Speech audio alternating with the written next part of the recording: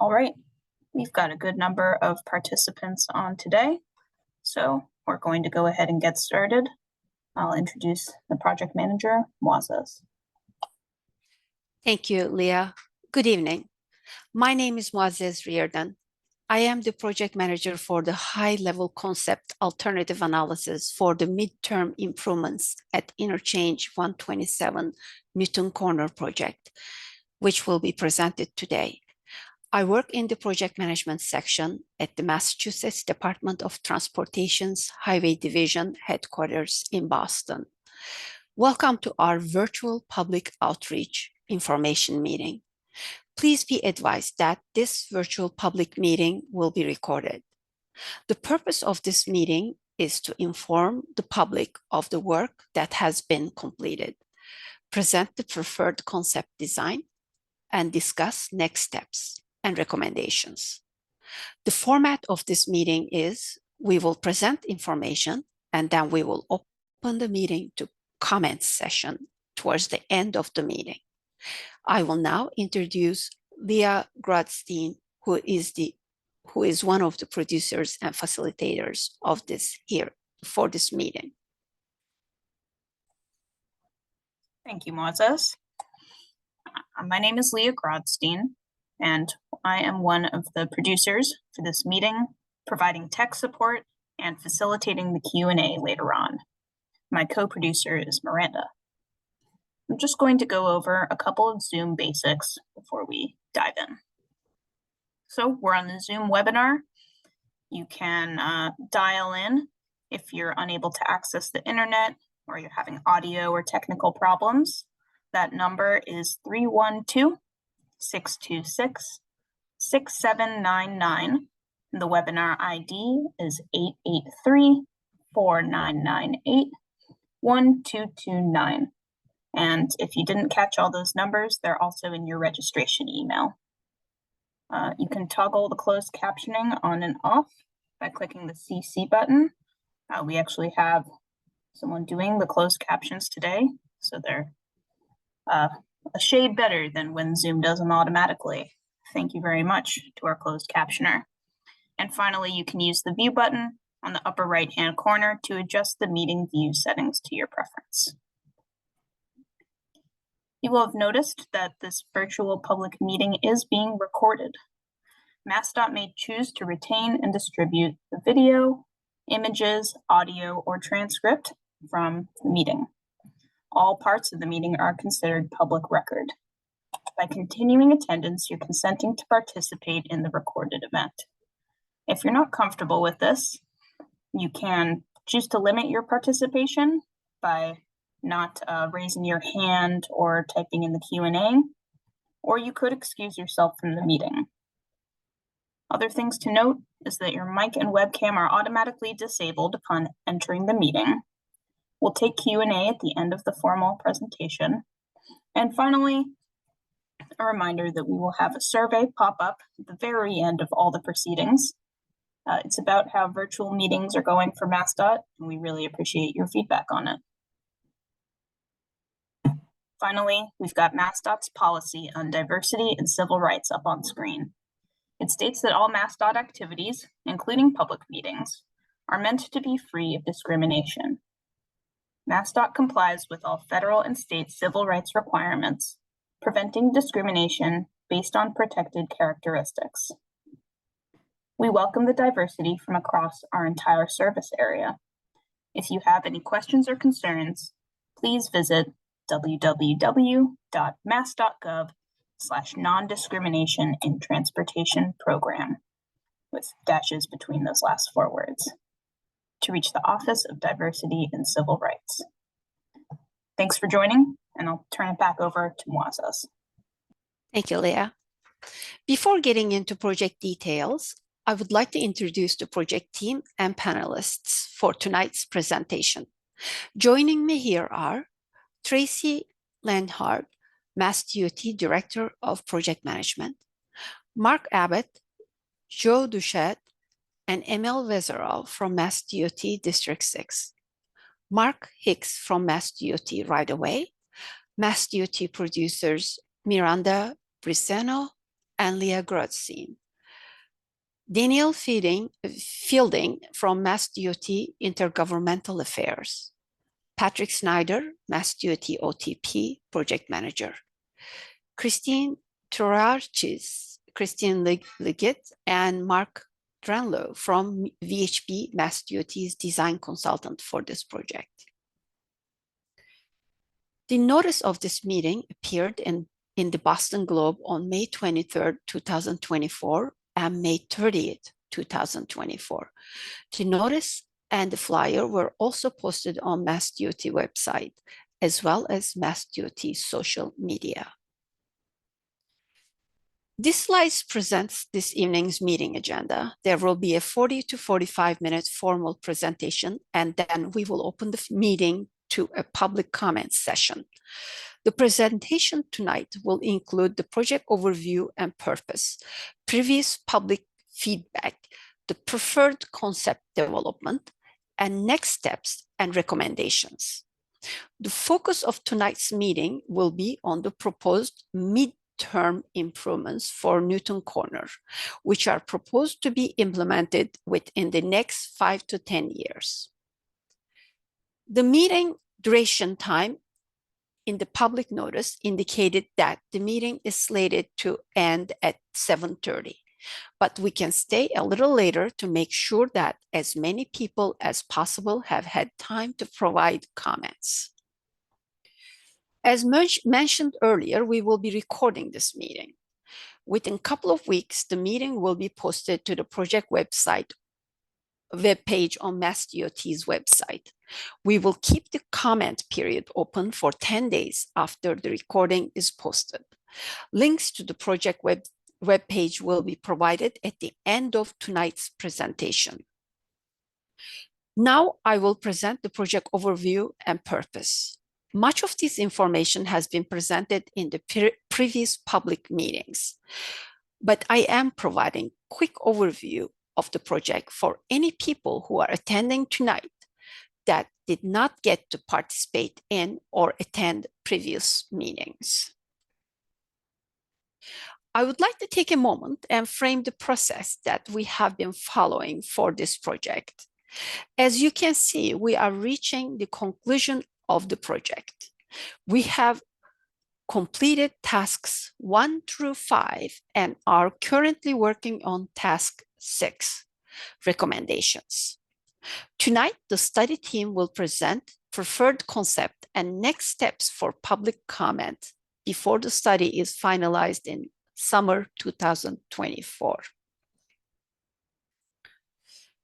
Before discussing the midterm proposed improvements, I want to talk about the short-term improvements. At the beginning of this project, we started to identify both short-term and midterm improvements for the Newton Corner area, with the short-term improvements to be implemented within the next 1 to 2 years and midterm improvements to be implemented in the 5 to 10 years. As this project progressed, we heard from everyone that Newton Corner needs immediate action. Therefore, MassDOT decided to separate out the short-term and midterm improvements as different efforts. The short-term project is now being initiated by MassDOT District 6. Coordination is currently ongoing between MassDOT, VHB, and the City of Newton to design and implement the immediate improvements. I will now hand the things over to Patrick Snyder, the MassDOT project manager for the Newton Corner long-term study. Thank you, Muazzez. Good evening, everyone. My name is Patrick Snyder, and I work in MassDOT's Office of Transportation Planning. Independent from the short-term and mid-term improvement projects that we're talking about here tonight, the Office of Transportation Planning is carrying out a long-term planning study of Newton Corner. I am the project manager for the long-term study. This effort will look at the development of long-term alternatives for Newton Corner and it will be a more detailed look at the Newton Corner area beyond the immediate I-90 exit 127 interchange. We will develop and evaluate alternatives on a long-term planning horizon that are beyond the scope of this midterm project.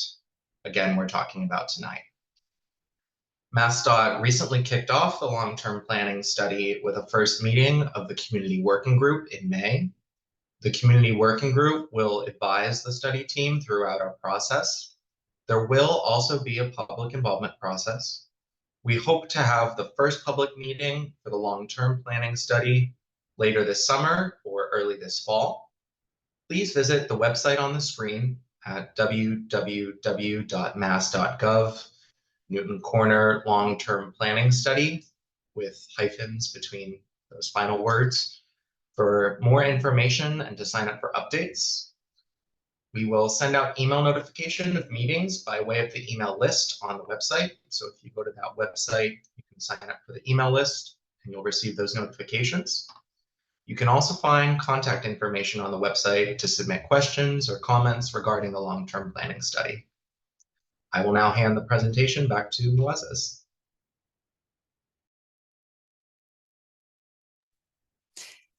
Thank you, Patrick. As mentioned previously, the focus of tonight's meeting is to update everyone on the status of the midterm improvements project. Since our last public meeting in October, the design team, along with MassDOT and the city, have been evaluating the alternatives that were presented in October against the project goals and objectives. The design team, consisting of MassDOT, the City of Newton's Transportation Department and Mayor's Office, as well as VHB, we worked collaboratively to develop the recommendations presented here this evening. At tonight's meeting, we will be presenting the preferred high-level overall concept for the study area and discussing the next steps for the project.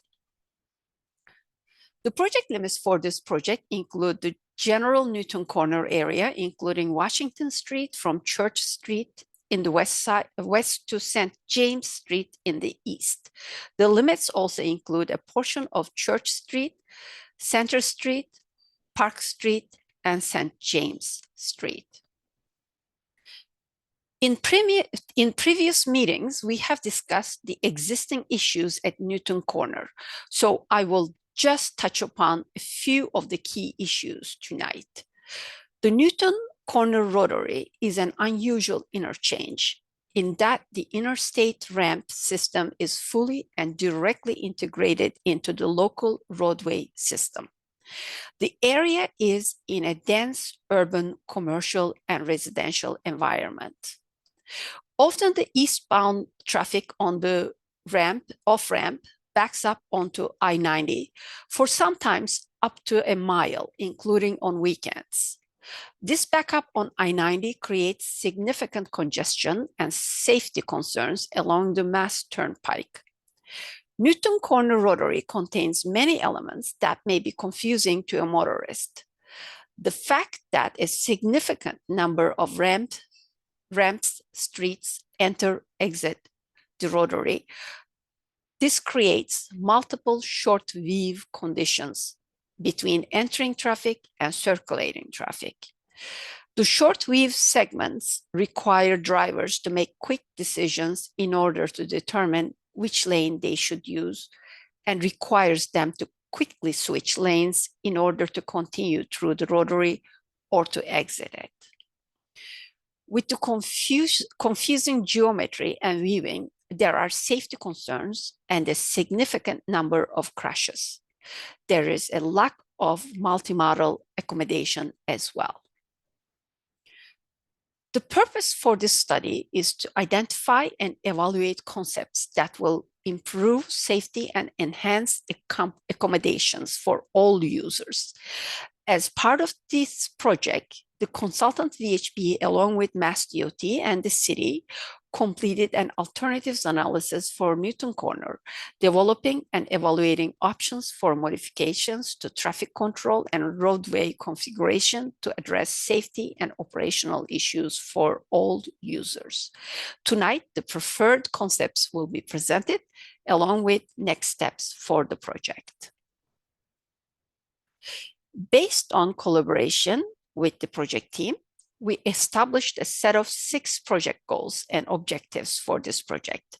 These goals include the need to enhance safety, improve traffic operations, and reduce congestion, expand multimodal infrastructure, improve transit, land use, placemaking, and property access and parking. As you will see from our previous public engagement results, Newton Corner serves travelers of many different transportation modes and priorities. Many of these goals represent somewhat conflicting priorities. During alternative development for the preferred concept, we strove for concepts that met as many of the goals as possible, with a focus on safety, congestion, and multimodal accommodations. Now, Matt with VHB will go over the previous public feedback. Thank you, Muazzez. I'm Matt Duranlo with VHB, and I'm now going to take some time to present the public feedback that we've received so far at some of the previous public meetings. The first public workshop in August 2022 included a 45-minute breakout session that was divided into 10 groups. Facilitators from MassDOT and VHB displayed an aerial map of the project to encourage discussion and to pinpoint the locations of comments. Feedback and comments were noted on the map by facilitators, which included comments both general and specific to locations and/or modes. An example map with notes is shown here on this slide. We received a lot of great feedback during these sessions. Most participants shared comments generally indicating that for all modes, the study area is not functioning well, presents safety hazards to all who travel through, and that people generally prefer to avoid traveling through the area whenever possible. Other general comments were that the area was stressful, confusing, travel patterns result in cut-through traffic on quiet residential streets, and maintenance issues such as ponding and snow removal impacted safety for all users. There were also many location-specific comments. The I-90 ramps, especially the eastbound off-ramp, was the top location discussed. It was noted that this ramp is always backed up. There's confusion on how many lanes the off-ramp should be, and speeds coming off the I-90 mainland to the ramp were noted as a safety concern. Another frequently discussed location was the south side of Washington Street.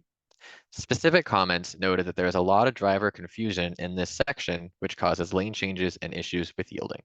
Transit along this section was also noted as a focus area. We also heard that the biggest transportation concern is related to safety, followed by vehicle traffic and congestion, as shown in this chart on the screen. These views were discussed in more detail in the breakout rooms in the first public meeting, where many reported backups impacting traffic operations and congestion. There were requests for redesigning off-ramps to have 2 lanes instead of 1 lane for more storage. Regarding safety, the breakout rooms discussions indicated that there are challenges for all modes, not just drivers.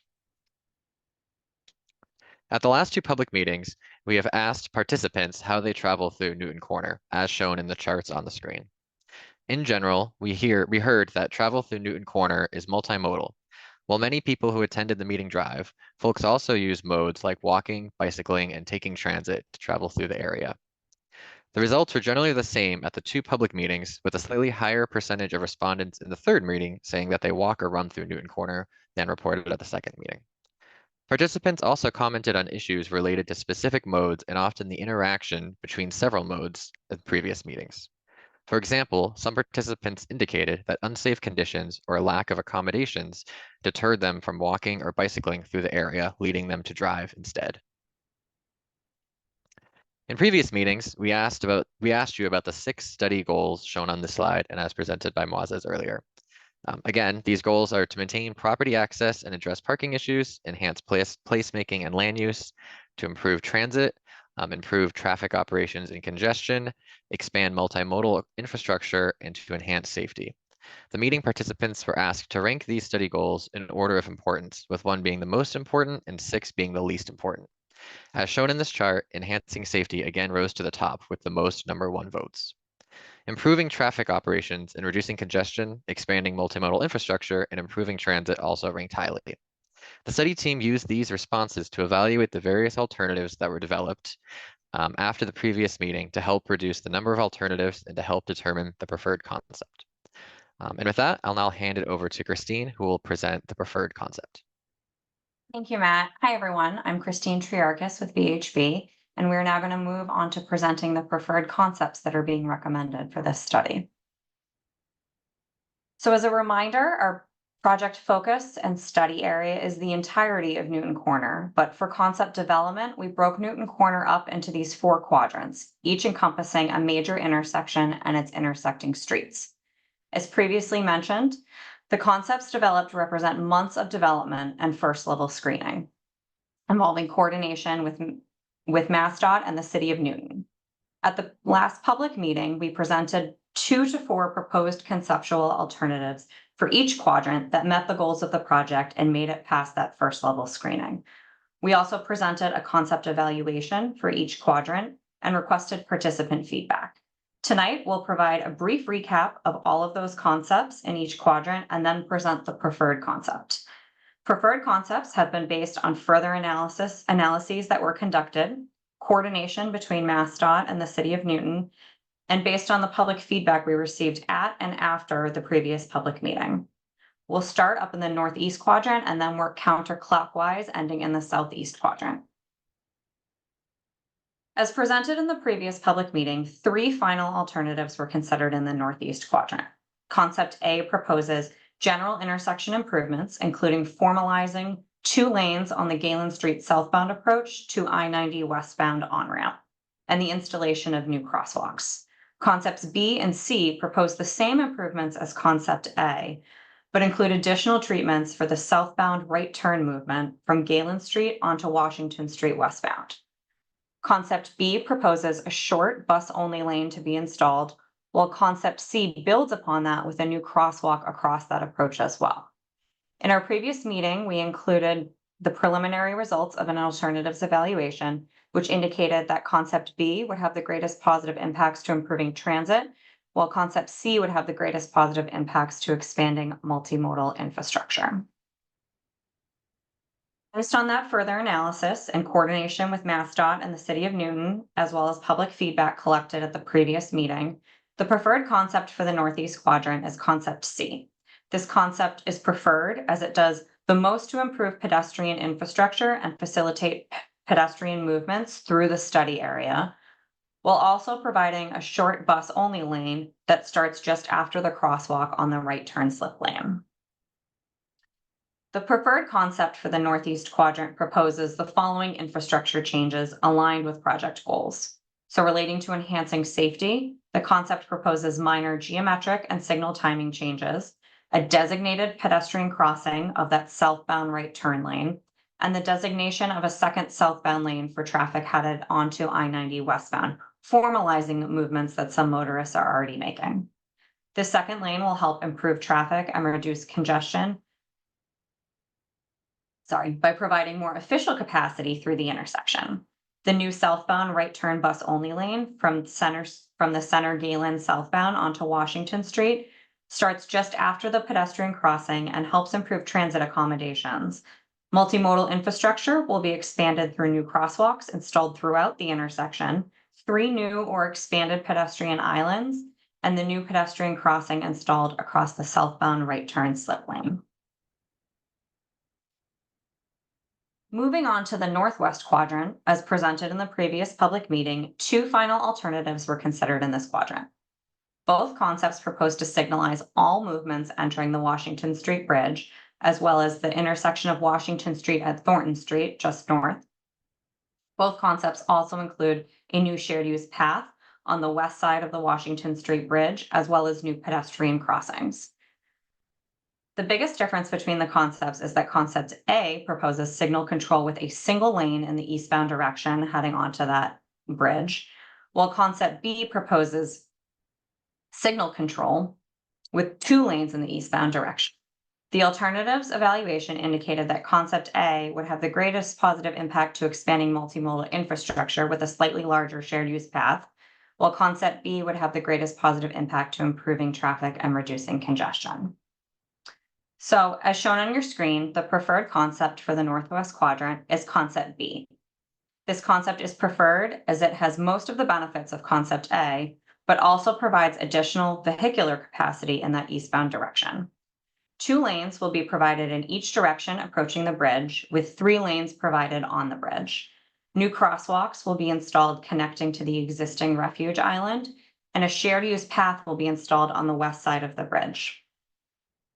You'll see on your screen, while a westbound bike lane is currently shown on this graphic, this pavement width could be used to maintain the existing second through lane or for a bus-only lane. In addition, the shared use path on the south side of Washington Street could also be extended to Church Street at the trade-off of some on-street parking spaces to be removed. These final design details can be fine-tuned during the design stage. The preferred concept for the northwest quadrant proposes to enhance safety by eliminating that weave on the bridge between vehicles from the east and west approaches, while the new traffic signal will help control all pedestrian and vehicular movements. Traffic signals will also control traffic flow and maintain those 2 lanes eastbound without the need for vehicles to merge upstream of the new signalized intersection. This concept would expand multimodal infrastructure by providing a new shared use path for pedestrians and cyclists, providing protected signalized crossings across Washington Street north of the bridge, and providing an option for an on-road bicycle lane on Washington Street westbound. In the southeast quadrant, we previously presented these 2 final alternatives. Concept A would extend the I-90 eastbound off-ramp to the existing signal at Center Street and separate the off-ramp traffic from the Washington Street Bridge traffic with a median. This would remove the conflict between vehicles from the I-90 eastbound off-ramp and the Washington Street Bridge, also referred to as Center Avenue in these figures, and control all movements at a rebuilt signalized intersection at Center Street. Concept B would widen the I-90 eastbound off-ramp to 2 lanes and install a new traffic signal where the off-ramp currently meets the Washington Street eastbound traffic. Concept B would also include a new shared use path on the south side of Washington Street Center Ave from the bridge over I-90 past the signalized intersection at Center Street. We also previously showed preliminary results of the alternatives evaluation, showing that concept B would improve traffic and reduce congestion, as well as expand multimodal infrastructure slightly better than concept A. So based on additional analysis and project team coordination, the preferred concept is concept B. This concept is preferred as it's expected to more successfully accommodate both vehicular traffic and pedestrian and bicycle volumes over concept A. The preferred concept will include the installation of a new traffic signal where I-90 eastbound traffic meets the Washington Street traffic from the Washington Street Bridge. It includes new signalized crossings on each approach at this location. The shared use path on the west side of the Washington Street Bridge will connect to a new shared use path on the south side of Washington Street. And additionally, a new bicycle lane on the Center Street northbound would transition to sidewalk level approaching the Washington Center Avenue main line and be protected from turning traffic. The preferred concept for the southwest quadrant proposes to enhance safety by removing the stop control at the end of the I-90 eastbound off-ramp and placing it under signal control. This will reduce the current weaving condition at this location. The proposed changes would improve traffic and reduce congestion on the I-90 eastbound off-ramp, and queue detection at the off-ramp would help manage queues from spilling back onto the I-90 main line. Introducing a new signal for the Washington Street Bridge volume, where vehicular traffic is currently a free flow condition, may increase delays for those vehicles at the trade-off of managing that challenging weave. This concept will also expand multimodal infrastructure by providing new shared use paths, providing protected signalized crossings across the I-90 eastbound off-ramp and across Washington Street main line.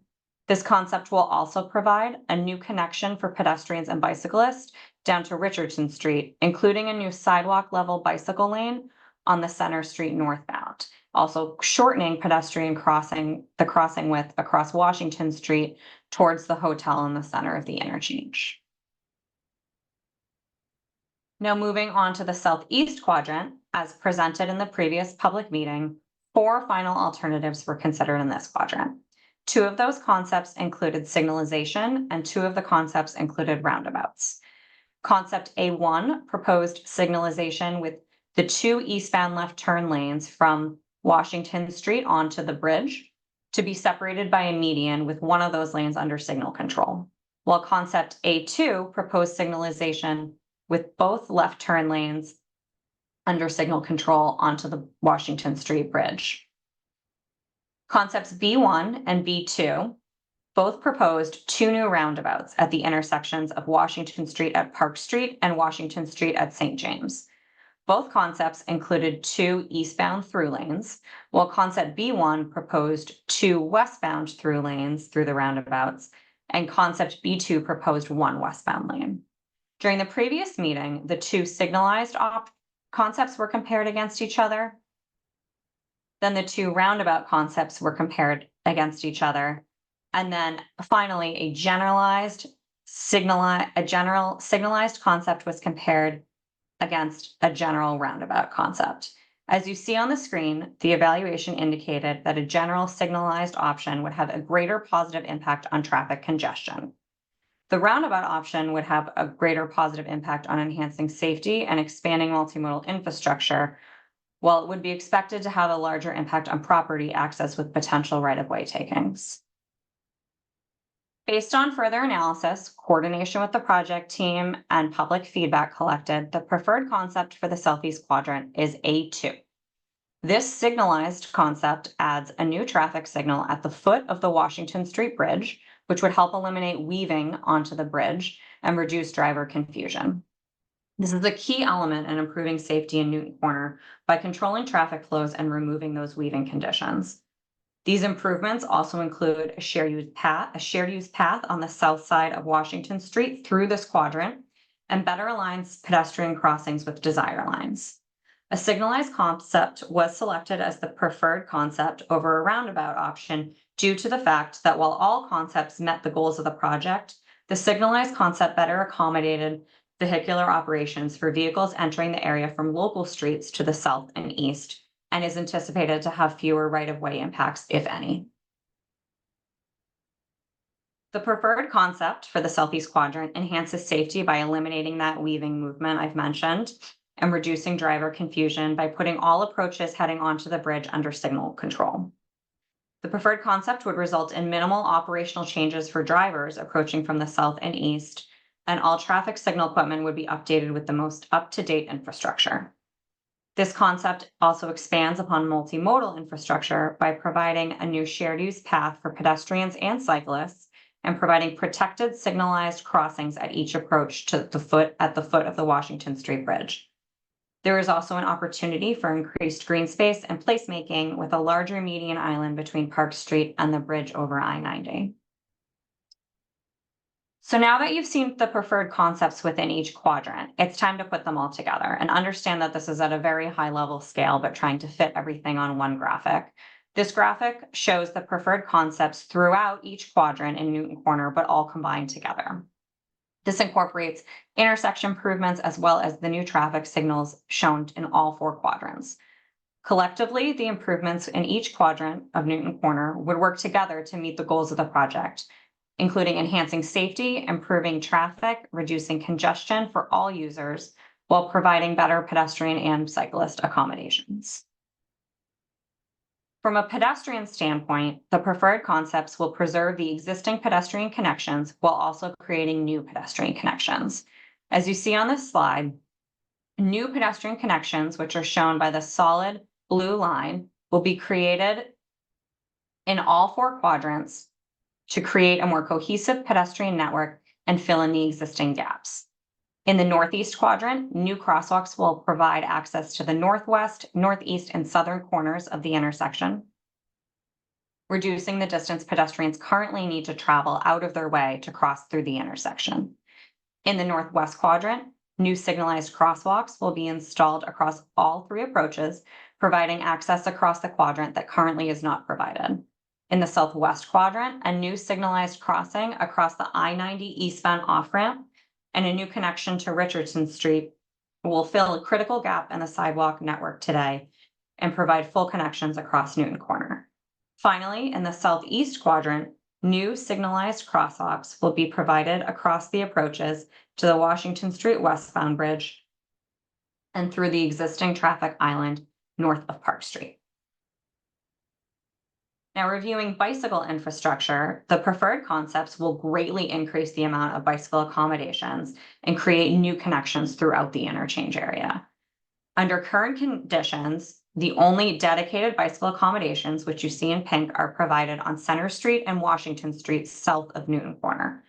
With the proposed concepts, shared use paths would be installed around the western and southern edges of the Newton Corner area, providing new north-south and east-west connections that currently do not exist, as you see in the solid blue line on the slide. While not specifically part of these preferred concepts, the bicycle network still has the potential to be expanded even more in the future, as shown in the dashed yellow lines. These likely would require repositioning existing on-street parking spaces. This includes the potential to install a westbound bicycle lane on Washington Street on the north side of Newton Corner, as well as an extending of the shared use path on the south side of Washington Street to Church Street.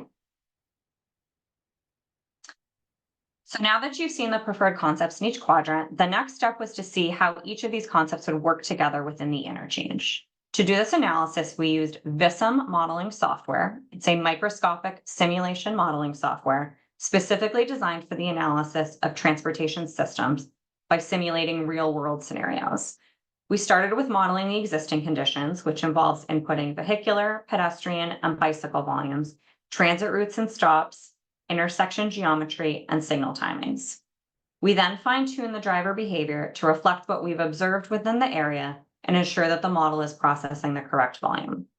We then projected 10 years into the future to model the future no-build conditions within Newton Corner. What you see here is a video of the future no-build weekday morning peak hour model, taking into consideration general background growth as well as known planned and permitted projects in the pipeline for Newton, Watertown, and parts of Brighton. As you can see, there's significant backup on the I-90 eastbound off-ramp. And while you can't fully see the extent of the queue because it would have to be so far back, it backs up several thousand feet onto the I-90 main line. What you're also seeing is an increase in volume demand on the southbound approach from Galen Street due to the location of some planned developments towards Watertown Square. This next slide represents the preferred concepts in each of the quadrants put together into one model. Again, this reflects the weekday morning peak hour. While this is still very conceptual, and there are many design details to fine-tune during the design process, you're seeing a significant improvement to the I-90 eastbound off-ramp and the I-90 eastbound main line. You are seeing some clusters of volume throughout the circle at some of those new signals.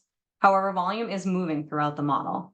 A comparison of metrics in the no-build model we just showed and this future concept model indicates that this model shows improved travel times for many routes, including routes from the I-90 eastbound and Brighton areas headed northbound, all while improving pedestrian and bicycle connections and safety for all modes throughout the interchange. And I will now turn it back over to Moises to discuss next steps and recommendations. Thank you, Christine. I would like to take a moment to give you a status of the study, what we are working on, and the next steps after tonight. We are at step 8 tonight, reaching the end of our study. We have already completed steps 1 through 7. After tonight, we will finalize the report and begin the design process of the preferred concept. This will occur in the summer of 2024 and continue into future. While this study is reaching its conclusion, it is just one overall step of the MassDOT project development process. As shown, this study will serve as step 2, the planning step in the development process. After completion of this study, The project can then continue on to the following steps, which include project initiation by the city, environmental, design and right-of-way process, programming, procurement, and finally construction. There will be additional opportunities for public involvement and feedback as the project continues through the design process. The design step will also be when all final design details are worked out and determined, with the proposed concepts used as guide to develop the final design. Once this study concludes, how do we make sure that progress continues and that momentum is maintained? Here are the recommended next steps. After the report is published, the City of Newton will act as the project champion to guide the project along. It is recommended to initiate the project as a MassDOT design project, which will start the environmental, design, and right-of-way process. As part of the design process, the specific details of the design will be determined within the preferred concept presented tonight, used as a guide. During the design process, potential funding sources for construction can also be identified, including possible funding through the State Transportation Improvement Plan, also known as the TIP. At this time, the exact proposed improvements are unknown and will be determined in the design process. We are still in early stages of project development and have not made any determinations regarding right-of-way. Like all MassDOT projects, right-of-way will be considered and will follow the established process. The team will continue to inform the public as the design progresses. Now, I would like to turn the presentation over to Mark Hicks, representing MassDOT's Right-of-Way Bureau, to discuss the right-of-way procedures. Thank you, Moises. Good evening, everyone. My name is Mark Hicks, and I represent the Right-of-Way Bureau of MassDOT. The Right-of-Way Bureau is responsible for acquiring all the necessary rights in private and public lands for the design, construction, and implementation of this project. Affected property owners will be contacted by personnel from the Right-of-Way Bureau or consultants representing MassDOT. The procedures used must comply with state and federal regulations governing the acquisition process. The procedures must comply with state and federal regulations governing the acquisition process. Affected property owners' rights are protected under our Massachusetts general laws, primarily Chapter 79. If a project is receiving federal funds, the property owner's rights are further defined under the Title III of Real Property Acts of 1970 as amended. Thank you. I will now hand it back over to my colleague, Moises. Thank you, Mark. At this time, Ned Codd with the City of Newton would like to speak on behalf of the city. Ned?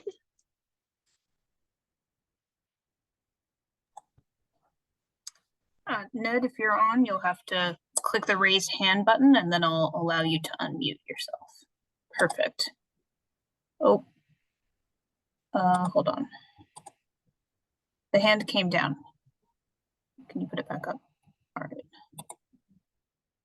That should work.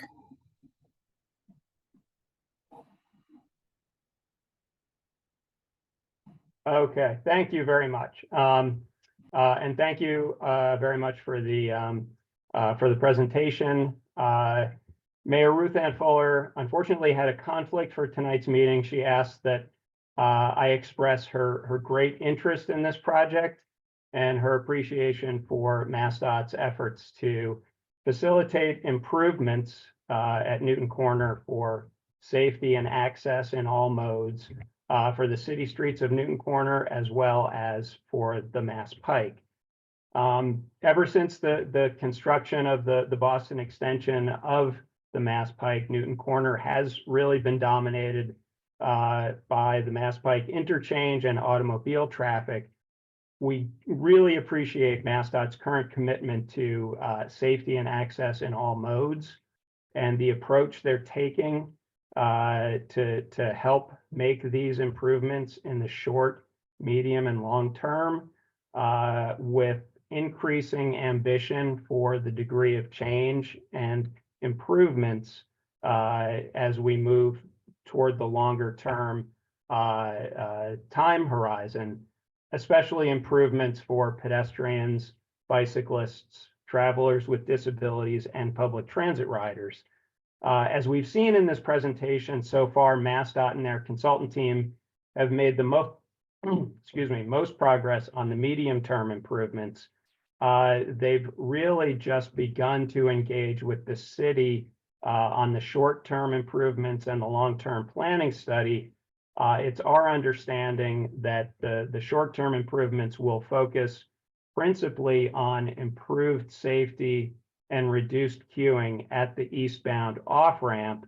The city looks forward to continuing to work with MassDOT, Newton City councilors, and community members on improvements for Newton Corner in the near term, medium term, and the long term.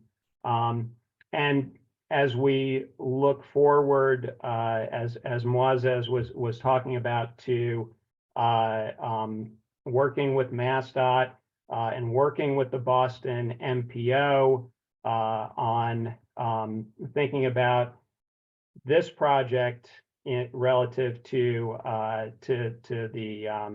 the Transportation Improvement Program, the TIP, and getting federal funding.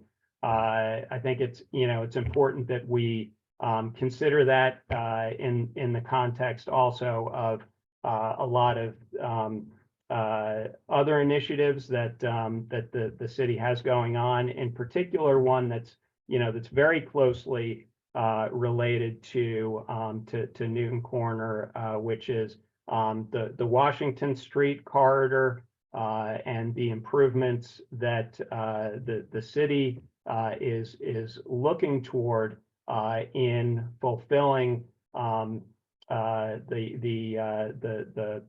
goals of the Washington Street Vision Plan, remaking the length of Washington Street, which we are undertaking a pilot project on right now, and looking forward to a longer term project to make the whole length of Washington Street from West Newton to Newton Corner, from what now functions to a large degree as a almost a highway frontage road to more of a city street that connects the community. So those are some of the key priorities for our work with MassDOT on the Newton Corner project.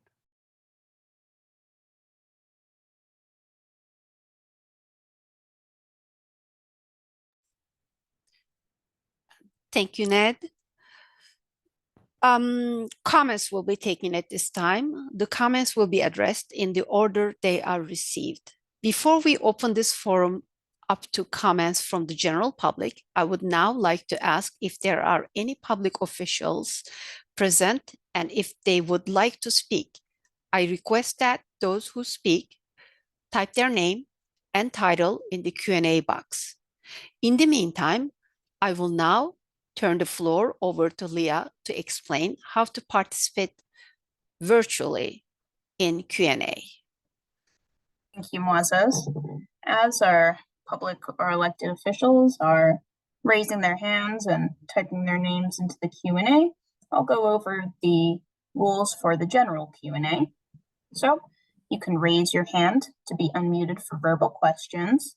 If you are joining via phone today, you can also dial *9. That will do the same thing and raise your virtual hand. If you do ask a question verbally, we'd appreciate if you can state your name before your question. And if you don't want to ask your question verbally, you can instead type it by clicking on the Q&A button or typing the keyboard shortcut Alt-H. Do try to share only one question or comment at a time, and we are following a 2-minute rule because we have 75 attendees right now, and we want to give everyone time to participate. And finally, I'll remind everyone that survey, our post-meeting survey, it'll pop up after you leave the Zoom webinar. It's super quick, and we really appreciate you filling it out.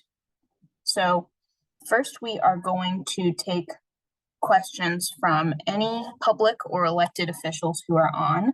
And for that, I'll turn it over to Dan Fielding from our Legislative Affairs Office. Thanks, Leah. Hi, my name is Dan Fielding from Mass DOT Government Affairs. Typically, before we open for general Q&A, we like to recognize officials in attendance. I do see we have a number of counselors here tonight. I'm going to name them, and then if you'd like to speak, I just would ask you raise your virtual hand so we know. So I want to thank Councilors Greenberg, Oliver, Lucas, Malaki, I hope I said that right, Getz and Wright for joining us tonight. And I know the council, the mayor, and the whole state delegation has been involved in this process and supporting us. So we want to thank them as well. So with that, yeah, I see Councilor Greenberg has her hand up. Maybe start with her. Sure thing. Councilor Greenberg, you should be able to unmute yourself.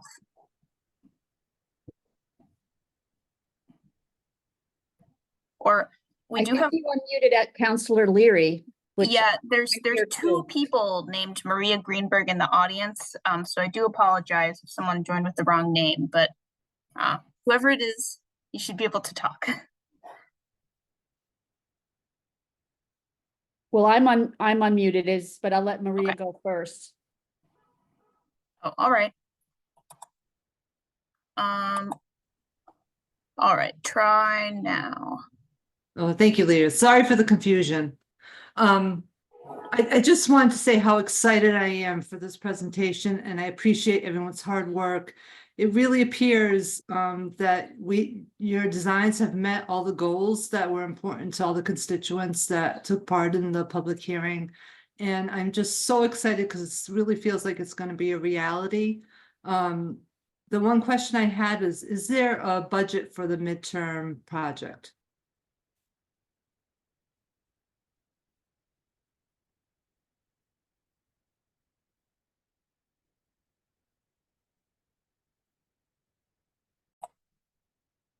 Is someone from the DOT able to answer this question?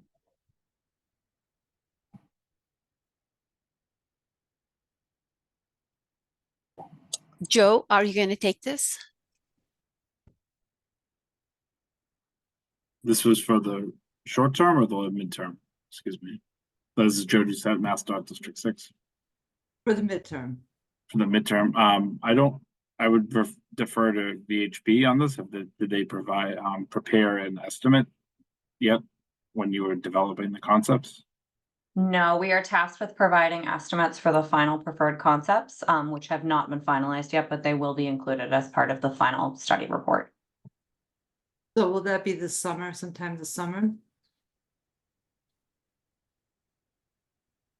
Yeah, I believe yes. That was a head nod. I said yes, sorry if it wasn't loud enough. Okay. All right. Thank you so much. Thanks again, everyone. Thank you, Counselor. So I think we'll go with Counselor Leary next, who's also a double Marie Greenberg, I believe. Am I right there? Yes, Councilor Leary, you should be able to unmute yourself. Hi, thank you very much. This is Allison Leary, and I think it was because Maria sent me a link, and so that's why I showed up as her. I realize that now. But again, I want to say thank you so much for the work that you're doing. It's going to be a significant improvement for the community, for Newton Corner. I wanted to ask you a couple of questions. One is, I did have a question about the money, but I see that you're not quite ready to answer that. When do you have a date that you think you would begin construction? Just one comment that I have about the design is I am a little concerned. I'm a big bike and pedestrian advocate, and I am concerned that there are areas where you're having pedestrians cross as many as 4 lanes of traffic. And I know one of the main goals of this redesign was to reduce the queues on the Mass Pike, and I understand that. And it's a very difficult balance between moving cars and pedestrian and bicyclist safety. And I'm not sure that you struck the right balance here, in my opinion. So I would like to look more closely at the safety of pedestrians crossing multiple lanes of traffic in particular. So that's my comment and question. Thank you. Thank you, Counselor. Do we have any feedback on that at this time? I can speak just generally about, you asked when construction might start. So I guess the next steps are this study would have to be finalized. Then the city of Newton would have to initiate a project as a MassDOT project, and then they would have to obtain funding.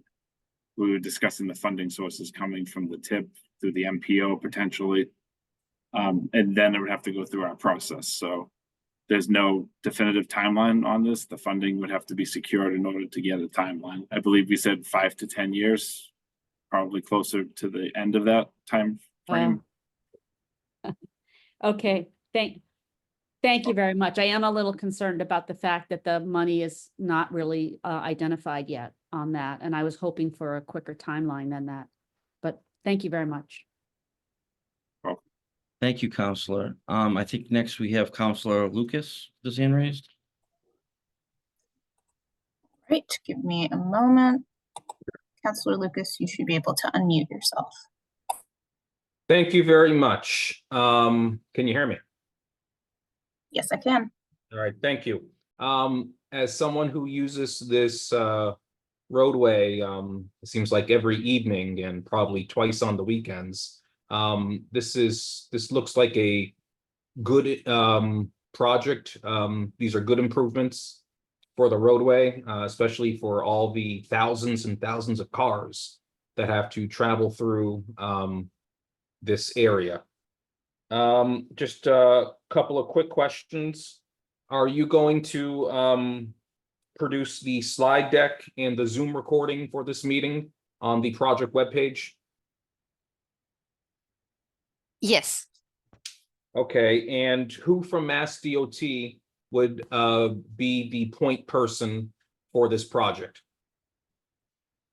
For midterm, I will be the point person, but we do have a project email address. Can you get to that slide, please?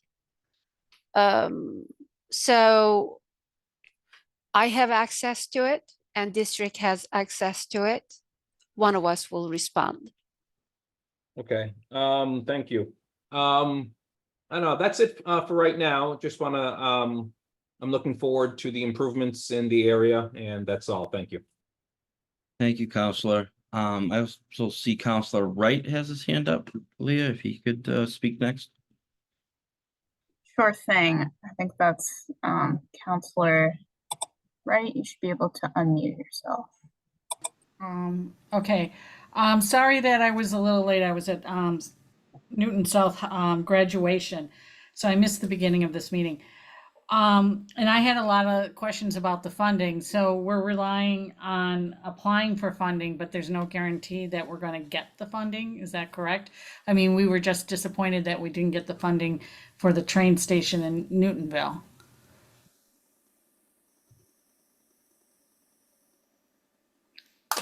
Hi, Joe Doucette, MassDOT District 6 again.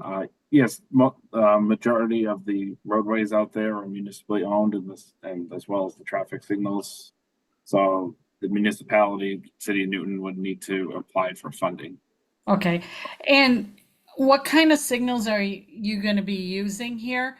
I know in West Newton Square, we thought we were getting the signals that can sense the traffic. So it can move traffic along if there's no traffic coming from another direction, which could make it a difference.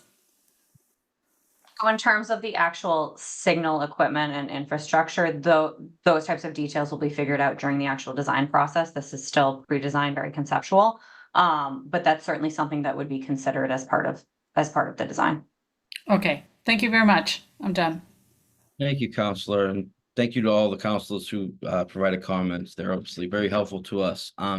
That's all I see for officials at the moment. If I missed anyone, I sincerely apologize. Please feel free to correct me and participate in the general Q&A, which I will turn over to Leah now. Actually, we'll have Miranda start. We've got a couple of written questions in the Q&A, some of whom have been waiting a bit, so we'll get right to it. Thanks, Leah. My name is Brian Briseno from MassDOT. I am one of the producers tonight. So I'll start by reading some of the written questions. We'll go through a few and then we'll go back to any raised hands. So our first question is from John Finnegan. Stated that there was a number of accidents. Can you share the report showing the number of car accidents that have happened there over X amount of years? And do you know how it compares to other major intersections? I can take this question. So yes, as part of the study process, we did look at crash history and analyze that. We did pull actual police crash records for the entire interchange area for 3 years worth of data and compiled them. This will all be included as part of the final study that will be released this summer. And we do, as part of that analysis, look at what's called a crash rate and compare that against average for this part of the state. And I can let you know, I don't know specifically about which intersection this was referring to, but there are a number of locations, I think 6 or 7 specific intersections that are above state or district averages within this interchange. Thanks, Christine. Our next question is from Rachel Irvine. How successful are bus-only lanes in general, and especially in commercial areas? I often see the ones in Brighton and Alston either used by all vehicles or dogged with delivery trucks and other stopped cars picking up and dropping off. I can handle this one as well. So in terms of bus only lanes, it sounds like the specific lanes you're talking about is probably comes down to an enforcement issue. Bus lanes are typically very efficient at moving people, a lot more people than single occupancy vehicles could. In relation to these specific concepts, the short bus only lane that we are proposing as part of the northeast quadrant, that is right where that really critical MBTA bus stop is, and that was intentional to try to really give those buses their own dedicated space and facilitate them being able to pull in and out of that bus stop. Thanks, Christine. Our next question is from Seth Parker, and it looks like you typed in a few, so I'm just going to read one to start. Did you conduct simulations to test the impacts of the quadrant concepts, and what were the results? I think you touched on this a little bit, but if you wanted to expand any more. Yes, I don't know if this question came in prior to me presenting those kind of VISA modeling. Yes, we did. We do kind of a high level macro analysis of every single one of the concepts that were considered throughout this process, including the ones that were eliminated before we even got to kind of the short list. And then the final concepts were modeled in that VISM software, and that will certainly be included as part of the final study as well. Thank you. And I'll go ahead and ask Steph's next question, since that one was sort of already answered. Don't more crosswalks that require traffic to stop, slow down vehicular movement? Why wouldn't you add a pedestrian bridge that would not interrupt traffic? So yes, anytime you introduce a new signal or a new stop, it can potentially, increase the delay to those vehicles. We heard loud and clear from the public that pedestrian connections throughout this interchange are very critical. There's a clear disconnect and a lack of accommodations for both pedestrian and cyclist accommodations, and that was really a focus of these concept alternatives. As this goes into design, the signals will be designed to work together and really minimize that impact to vehicles. Speaking specifically to a pedestrian bridge, that is a little bit out of the realm of what a midterm improvements project could likely accommodate, and would gear more towards of a long-term solution.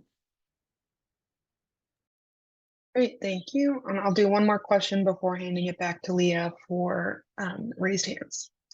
Next question is from Rachel Milgrom. There's 2 main problems that exist now, which are the lack of signage to direct drivers and confusing GPS directions. Will these new designs incorporate better signage and also better GPS directions?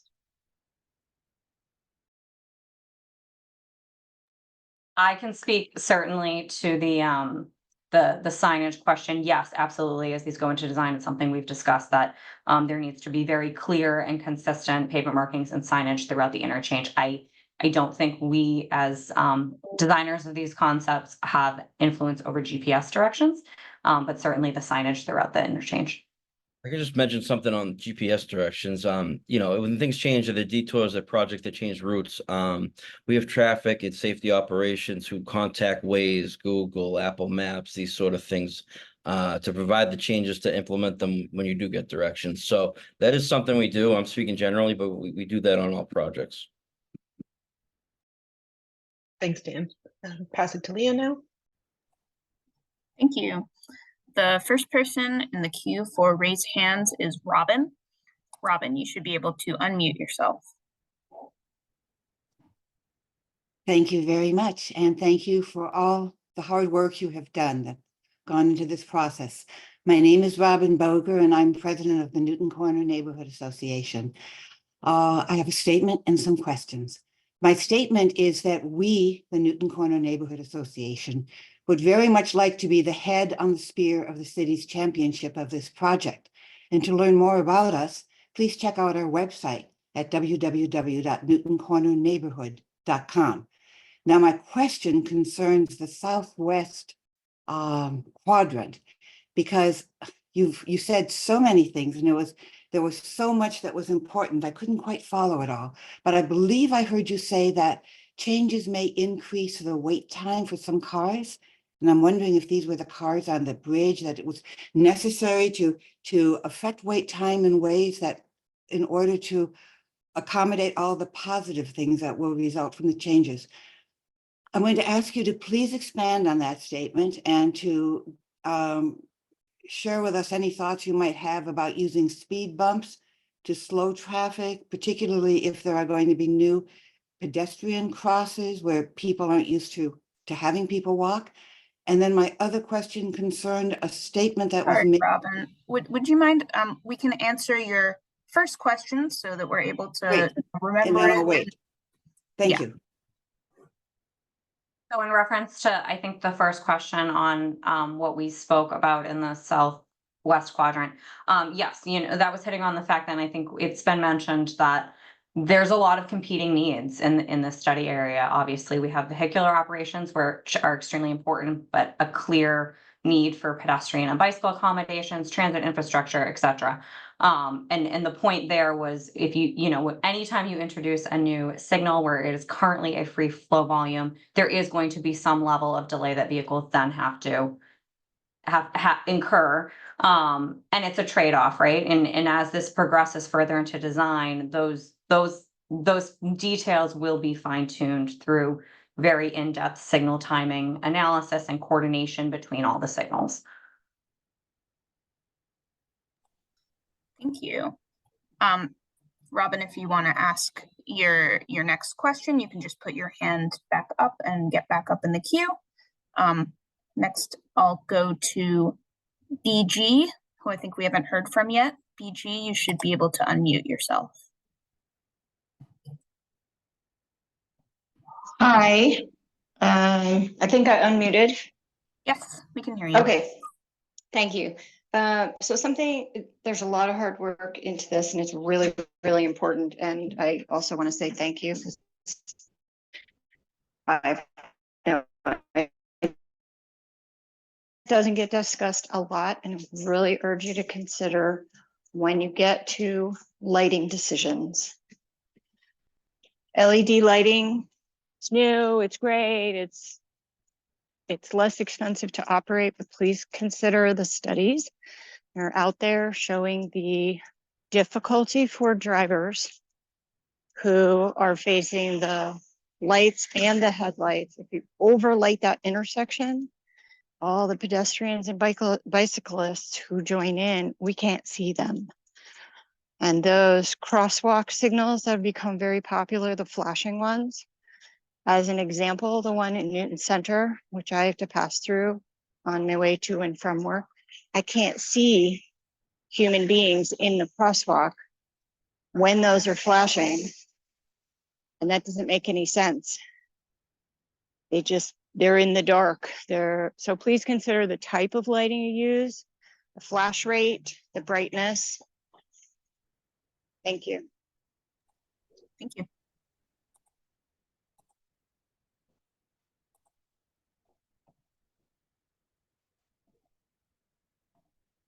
All right. Does anyone on the study team want to respond to that real quick, or I can move on to the next one if not?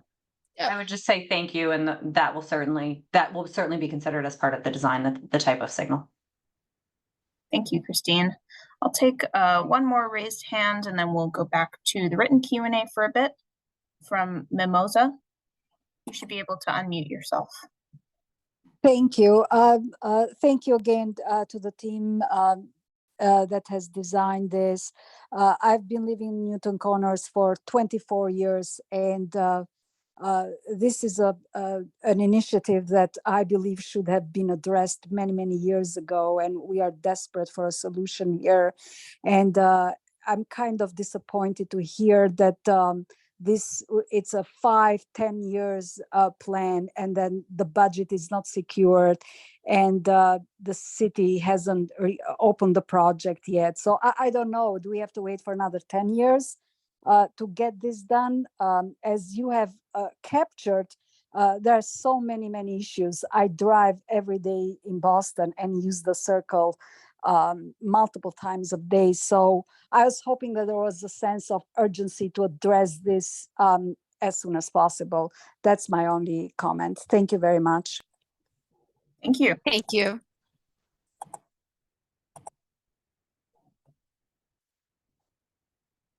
All right. Again, I'll thank you for your comment, and we'll move back to the written Q&A for a bit. All right. So our next question is from Doug Knotts. Looks like there's like a couple comments and then a question. So the light at Center Street and Church Street should be considered as that is the primary cause for traffic backing up on the exit ramp eastbound. Cars working around the rotary and wanting to proceed northbound on Center Street toward Church Street are backed up and therefore block cars wanting to exit off the pike. Similar for Pearl Street and Galen Street on the other side of the pike. Cars wanting to get onto the turnpike westbound coming from Watertown block the intersection at Pearl Street, so cars on Pearl cannot enter onto Galen Street, or if so, only 1 to 2 cars make it through a light cycle. A do not block intersection sign is present, but drivers ignore it. The discussion was previously brought up about eliminating and changing bus stops. How has your design taken this into account? I can chime in. I'll give Christine a little break from answering questions. We know that all the signals together throughout Newton Corner kind of work, and each signal affects what happens upstream and downstream. So as part of these improvements, we're going to look at all of the signalized intersections, like in Newton Corner and right outside of Newton Corner. So Center at Church, Washington at Church, Pearl at Galen, like you talked about, and we'd be updating and coordinating those timings to make sure that they operate as efficiently as they can to get vehicles processed through there. And then your question regarding bus stops. Right now we're proposing to maintain the bus stops in their current locations, but we looked at pedestrian routing, making sure that crosswalks are placed in appropriate locations so people can get to and from the bus stops. We've also been coordinating with MBTA throughout this project. Thanks, Matt. Our next question from Seth Parker. You presented general info on property rights and acquisition. What properties will have to be acquired for this preferred concept? So again, this is still very conceptual, and that level of detail has not been fully fine-tuned, but the preferred concepts actually do not expect to have right-of-way takings. We'll never say never, because obviously as we get to design, some things change, but as of right now, that is not anticipated. Thank you. Right, and our next question from Daya Pools. I support the current selected concept. Will there be a year-over-year review of the implemented solution to discover how well it worked?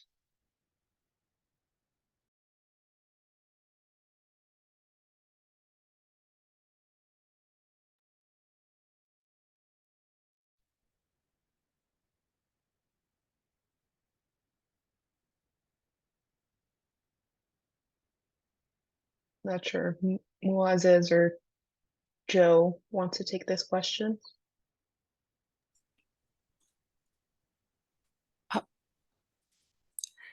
Well, midterm improvements need to become a project and implemented. So short-term improvements to be implemented within next 1 to 2 years, and the midterm improvements to be implemented in the 5 to 10 years. So it is going to take some time.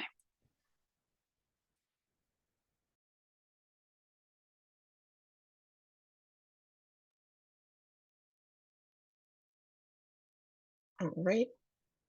Mark, were you going to add anything or? Yeah, typically with projects that are, once they're constructed, there is some monitoring and review of them after they're implemented to make sure they're working correctly. And also, if it is TIP funded, the MPO does do before and after studies on a lot of their projects to make sure the projects that they are funding are working and are beneficial to the public. Thanks, Mark. Our next question is from Maureen Lannon. How do stoplights help with weaving? I often drive east on Washington Street to my house on Jefferson Street. I currently have to merge 3 lanes in a short distance. How would I do this maneuver with a traffic light present? I can chime in and take this one as well. So the traffic lights, the intent of that is so that one direction will have a red light while the other direction has a green light. So then instead of vehicles coming from both sides at the same time going onto the bridge, it's restricted. So people only from one side are coming versus the other side. So for example, in the northwest quadrant, if you're coming eastbound on Washington Street, coming past like the Honda dealership, and then you're approaching the bridge, there'll be a traffic light there under the concept. So when you have a green light to go onto the bridge, people coming the other way, people coming westbound through Newton Corner, they'll have a red light. So you won't be having to interact with those vehicles approaching at the same time. And then coming from the eastbound direction again, from past the Honda dealership, you'll get a red light. And then people coming the other way will get the green light. So people coming around the corner, where I know the sight distance is pretty bad there, going up over the little hill, they'll be able to go without cars from the other side coming. So that's the intent of the signals, to help reduce the weaving on the bridges. Great, thanks, Matt. We've got one more written question from Madeline Sorensen. What is the total number of traffic signals that will be in the circle? I can answer that one. I don't actually know the full total amount of signals, but I think there's 3 locations where we're proposing to add signals to. And I think this hits on the critical importance of, as this moves into design, of really designing those signal timings so those signals are all in coordination with each other and working with each other and communicating with each other to continue to effectively move vehicular traffic through the interchange. Thank you. We're going to go into more raised hands now. And I'll note that we are at 7:50-ish. We've dropped to about 57 attendees, and most of our questioners at this point are going for their second question, which is great. Maybe we can also just, I think everyone knows how to participate at this point. Maybe move us 1 slide forward, I think, to the email address for the project. So if you do have to leave, but you still have questions or comments, that's okay. You can also email at newtoncornerimprovements@dot.state.ma.us. All right, let's take the raised hand from Seth Parker. Seth, you should be able to unmute yourself. Thank you. Am I coming through? Yes, you are. I'm very concerned that there are conflicting goals here that seem to be not fully addressed. The more pedestrian crossings that you have, which are fine, means that traffic will be slowed down. So I would suggest, and I've suggested this earlier, that the pedestrian crossings be consolidated in a limited number of places, because otherwise the more pedestrian crossings with traffic signals to stop traffic, you're only going to make the traffic problem worse. A pedestrian bridge, which doesn't necessarily require a big effort, would alleviate, or actually, would alleviate that problem by allowing pedestrians and perhaps bicyclists to be over the roadways. The other thing along these lines is, if you have the simulation results, can't you share them with us now? I, again, am very interested in understanding exactly what the impact of these so-called improvements will be. With conflicting goals, you can't always have a win-win situation, and the simulations should be able to answer that question. Thank you. I can answer the first part of your question. I know Christine already talked a little bit about pedestrian bridges and how we might look at that, or we will look at that as potential alternatives for the long-term study. We did somewhat look at this. One of the issues with the pedestrian bridges is that it's easy when the people are up above the roadway, but it requires quite a lot of land to have the ramps to get bicyclists and pedestrians and people in wheelchairs to get up to that level. And we are limited by the existing right-of-way today. So in order to build a pedestrian bridge in this area, it actually would have quite a large footprint that would extend beyond the right-of-way of the roadway today in order to have enough room for the ramp on one side and the ramp on the other side. So just to answer your question about the pedestrian bridges, I'll defer to others for the rest of your comments. Yeah, thank you, Matt. I think Seth put a similar question in the Q&A, so someone's typing out a response there for the second half of the question. So we will move on.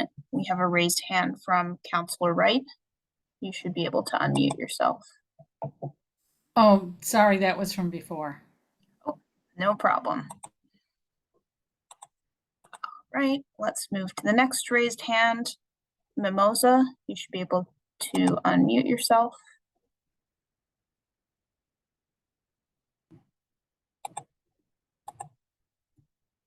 I'm sorry, I don't have any question. That was from previously. Sorry about that. No. All right, no problem. That's all the raised hands I see right now. Oh, I think, Robin, you briefly raised your hand, but then it went down again. Are you able to raise it one more time? Then I can give you permission to unmute yourself. Oh, shoot, it happened again. All right, I'm just going to find your name in the participants and do it that way. You should be able to unmute yourself. Thank you very much. My other question concerns a statement that I believe I heard about repositioning parking places on Washington Street. And the association is very concerned with trying to preserve and support whatever retail we have that services the neighborhood. And I really wonder what repositioning parking places means other than just not having parking places in front of businesses. So there are definite economic consequences to some of the design elements of the proposed changes. Could someone please speak to that? Where will the parking places go that the businesses are relying on now for the customers? Thank you. Hi, Robin. So in the preferred concepts that are being recommended right now, that is not the intention to take out parking spaces. I think what you're referring to is my when we got, I don't know if someone can pull it up, but on the potential bicycle accommodations map that could be developed further into the future beyond this project is that yellow. And that was talking about repositioning right-of-way lanes, parking lanes, to repurpose them as bicycle lanes. But those, what you're seeing there in yellow and that reference to repositioning right-of-way is not proposed as part of this, as these preferred concepts.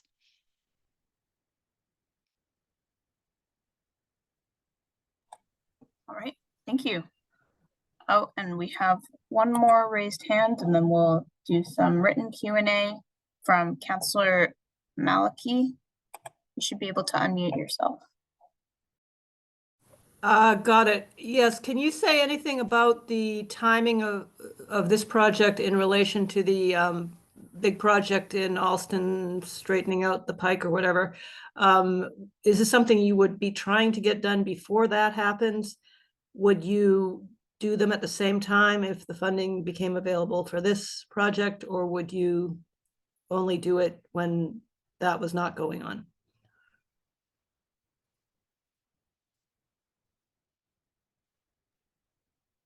I'll answer this one. So Joju said MassDOT District 6. I don't believe the two of those are necessarily dependent on each other. I think this improvement project here could go independently of the other one. Thank you. Great, thank you. Let's move to some written Q&A. Alrighty. Question from Janet Rosen. Which part of the project is anticipated to be included in the short-term improvements?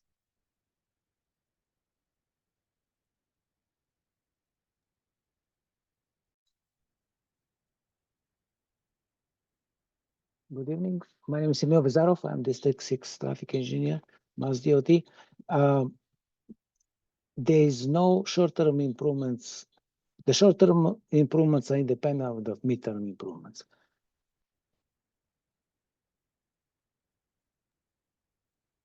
Emil, could you say that just a little bit louder? Your volume's kind of low. Sorry. Yeah. The short-term improvements will be independent from the midterm improvements. They're separate. We cannot include midterm improvements in the short-term improvements. So when the short-term improvements are finalized, will be presented to the public. I'll just add on to this. I don't know if you were meant to say what specific areas in the project, if that was your question, but I do believe we're looking to do maintenance improvements all across throughout the whole project area where we can do maintenance improvements. Thank you, Bo. Alrighty.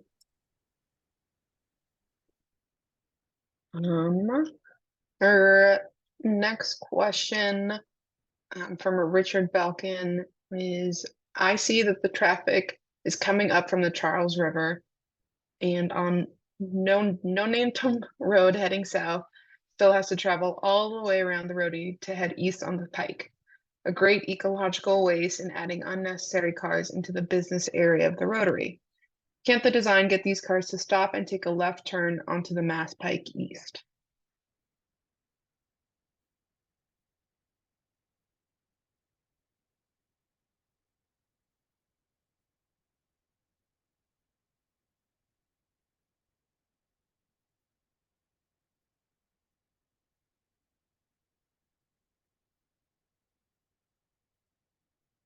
Do we have anyone from the project team who can answer that?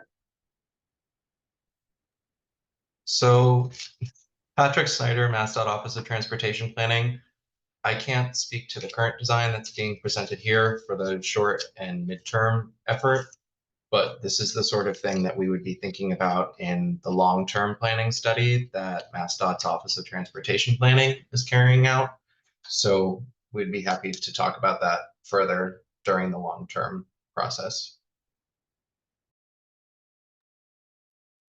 In reference to the current study, some of the conceptual alternatives did consider concepts that would allow that movement, and they ultimately were screened out of the preferred concepts because of the impact to vehicular operations by introducing a new left-hand turn.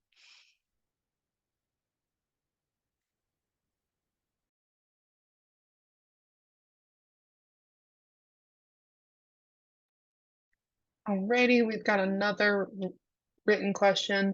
It was said that short-term improvements would be made within 1 to 2 years. When will the specifics be presented to the public, and what is the budget for the short-term improvements? So the short-term improvements, District 6 is planning to implement using maintenance money. We don't have budget for the short-term improvements. The current design that we're proposing is about $0.9 million.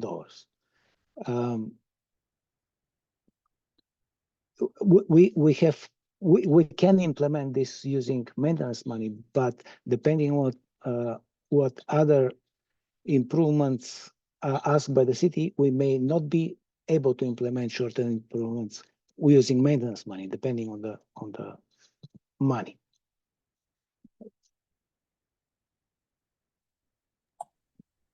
And due to the nature that these are going to be implemented under maintenance contracts through the district, we would be relying on the city of Newton to help reach out to the public on the improvements once we can agreement between the city and the state. Thank you, Joe and Emil. We have one more raised hand that I'm going to take, and do know that it's past 8. We're about a half an hour past our time, and we did lose a lot of our attendees. We're down to 44, so we are going to try to wrap up shortly. So if you have any other questions or comments, would appreciate sending them via email. It's newtoncornerimprovements@dot.state.ma.us. And do be sure to put 609288 in the subject line. That's this project's number. So our last raised hand is from BG. You should be able to unmute yourself. Hi, I just want to clarify, someone just asked when the potential short-term improvements information will be presented. Not sure if we got an answer or if there's somewhere we can go and look that up without digging through the whole project, which is a bit overwhelming. Thank you.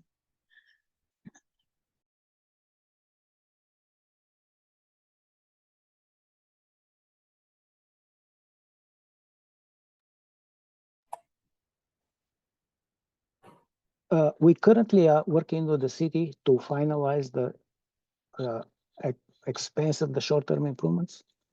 So before we have agreement with the city, we cannot present the short-term improvements. The short-term improvements will be presented after the city agrees to them. All right. Thank you, Emil. That was our last raised hand, and our Q&A is wrapped up as well. So I'll turn the presentation back over to Moises to close us out. Thank you so much. This concludes our meeting today on the signal and safety improvements at Interchange 127 Newton Corner. We thank you for joining us tonight. And again, your comments, feedback are always appreciated. Please keep an eye out for the publication of the final report in the coming months, which will be posted on the project website. Thank you.